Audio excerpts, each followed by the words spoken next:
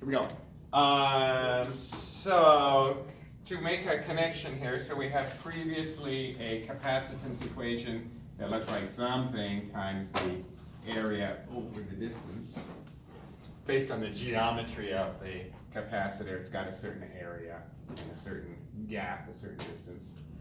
And we also have this other expression that relates the charge and the voltage, and the capacitance is the ratio of those two. So capacitance is Q over V.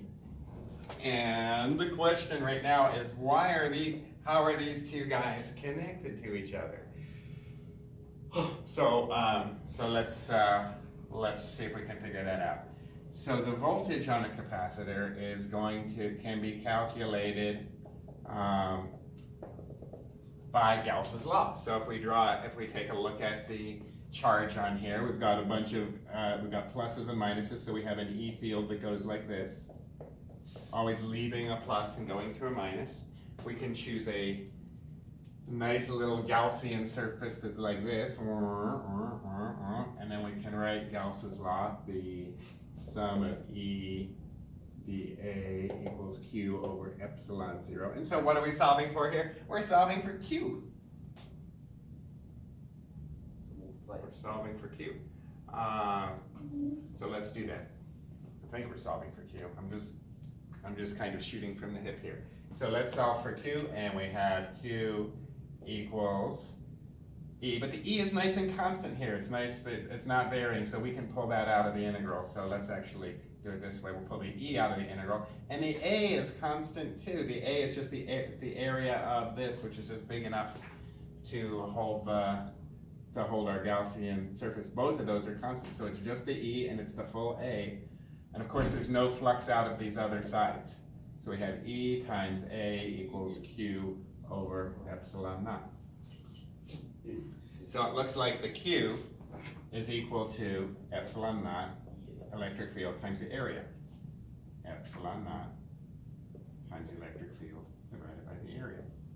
Now let's work on the bottom side of the formula here. We know that the voltage this is from our previous chapter, we know the voltage is related to the electric field by E dot ds. That we can calculate the voltage by looking at the electric field as it changes over the field, but it's nice and steady. The electric field doesn't change as you go from one side to the other. Remember that a changing field shows lines that are spreading.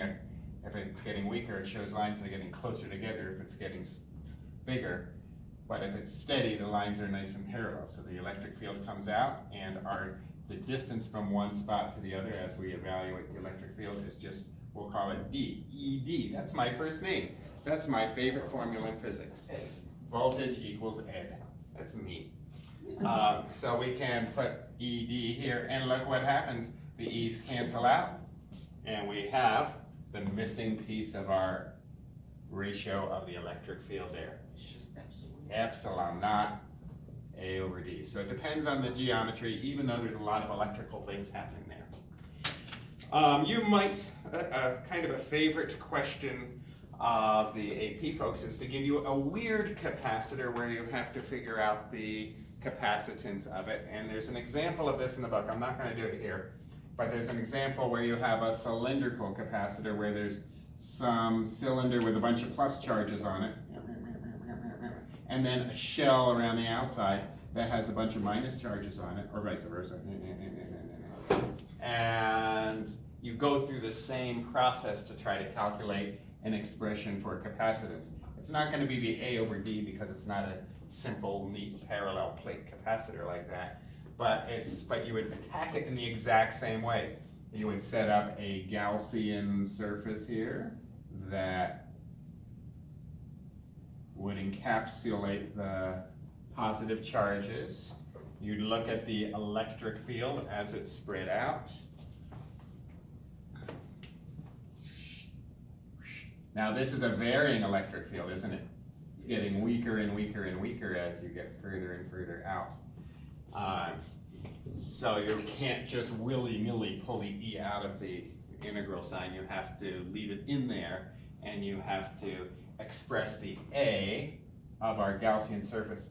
And of course, the only part of the A that matters is, it's not these outer sides of this closed surface, but it's only this part right here. How big is A? Woo! It's, well, it's the area on the outside of that thing, so it's going to be 2 pi r times L. Follow? So as you were writing the integral of E dA, you'd have to leave the E in there because it's varying, and the A would be 2 pi r L, where that's like the L right there. And we still have a Q over epsilon naught here. And we've got, let's see, that's the L doesn't change, 2 pi r. But we need a dr in there, don't we? So actually it's just dr. Anyway, that's not quite a good expression, but that's the general idea, is you have to attack it in the same way that we did here, but you're just not going to have these neat E cancellations. And you should, I recommend, might even be on the test coming up, I recommend looking at that derivation of the capacitance of a weirdly shaped capacitor. It's early on in the chapter, you'll see it. Okay, it's a little paragraph. The other main thing I want to hit today is, now we're going to take capacitors into circuits and look at 2 key ways that capacitors combine. It is possible to set up an electrical circuit with a battery, and batteries are drawn like this on circuit diagrams. The plus side is the big side, and the minus side of the battery is the small side. It's possible to set up, let's look at multiple capacitors. We'll look at 3 of them. We can set up capacitors like this, 1, 2, and 3. Or, and if it's set up in this way, these are called capacitors in parallel. See how they're kind of parallel to each other? It means that charges can choose to go down any path they wish. Capacitors in parallel. Just like if you're driving down the road and you have 2 parallel roads, you get to choose which road you're going to go down. Another way that you might combine capacitors is like this. Here's a battery, and we could do it like this. This is called capacitors in series. Notice you don't have any choice. You have to go, there's only one pathway to go through. It's also possible to have a combination of these two. For example, you could have series and parallel all happening at the same time. So there's a series and parallel, a combo circuit. So all 3 of these are combinations of capacitors, but we're going to look at the pure parallel and pure series, and our goal in each case is to figure out an equivalent capacitance of C1, C2, and C3. How can we write an expression for the C of the whole thing, the capacitance of this whole system of capacitors? And same thing here, we have C1, C2, C3. They could be the same, they could be different.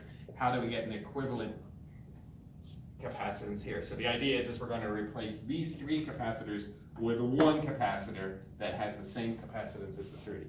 And we're going to replace these 3, which is one big one, and come up with an equation for that. Let's do the parallel ones first. So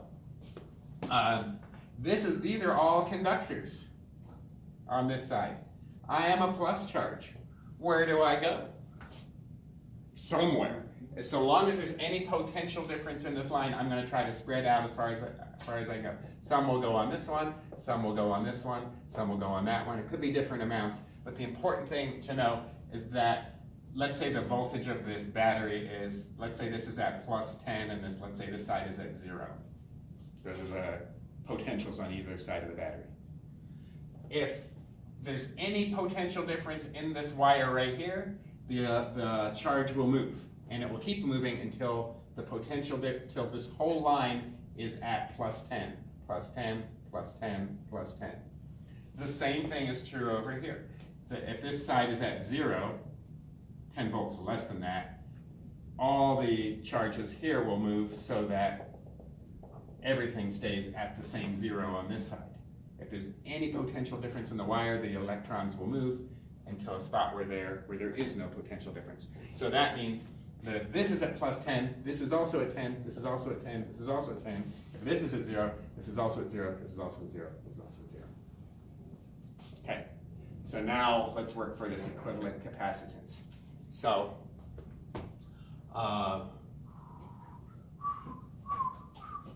let's see, how am I going to work this argument here? So, a simple way to think of it is, what have we done? We have, rewind. I don't want to go down that path. So let's see, what do we know here? We know that we can write some equations for each of these, right? Because our equation that C equals Q over V is valid here, it's valid here, and it's valid here. So C1 equals Q1 over V, right? C2 equals Q2 over V. C3 equals Q3 over V. But notice how I did not subscript the V's. That's because they're all the same. So, and we know what our V is. So let's see if we can now, what do we want to do? We want to figure out the total capacitance of all of these. So, how can I add these up?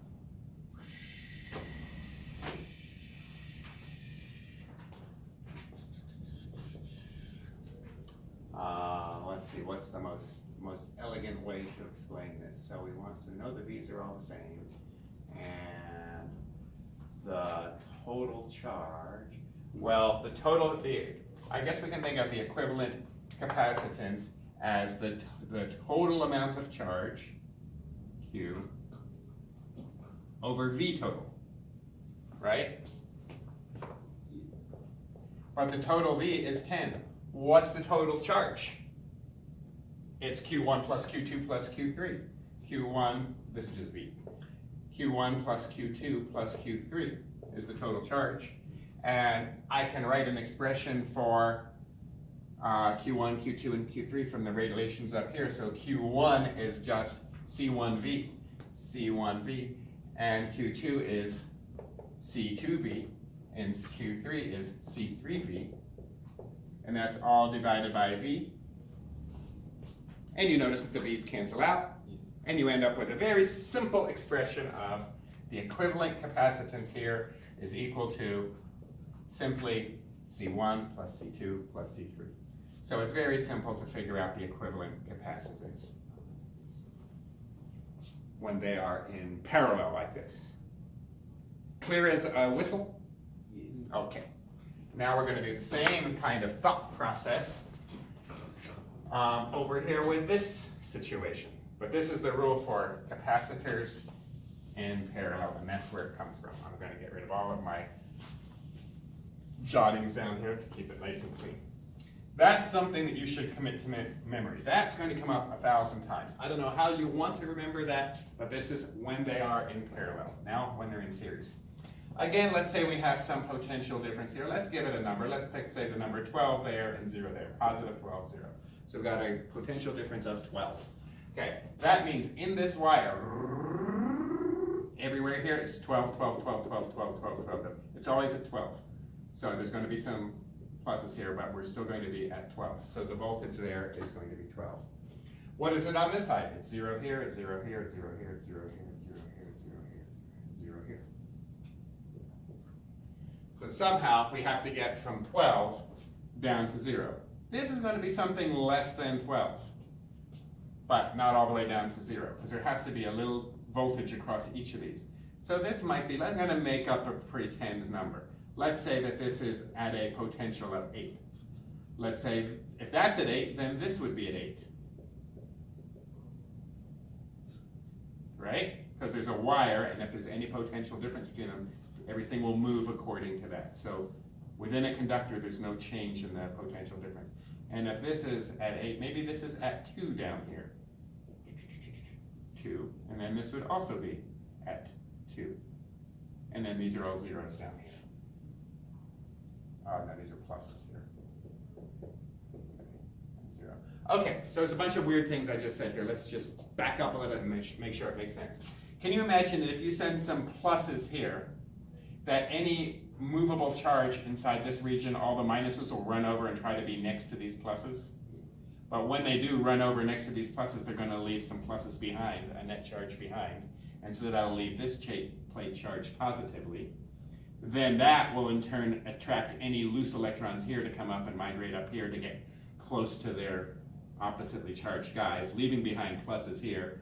And so you're going to get some distribution like that. The total voltage drop as we go from 12 to 0 is still there, from 12 to 8, from 8 to 2, and from 2 to 0. We still dropped all the way down to 12. Okay. At each of these 3 locations, we can write the capacitance equation.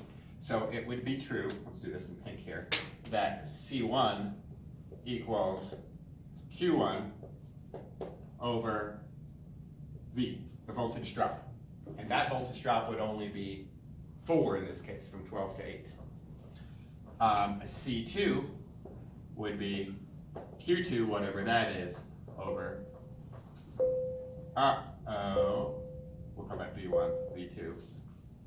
And then lastly, so just hang on for 1 second. And then C3 would be Q3 over V3. But here's the key thing.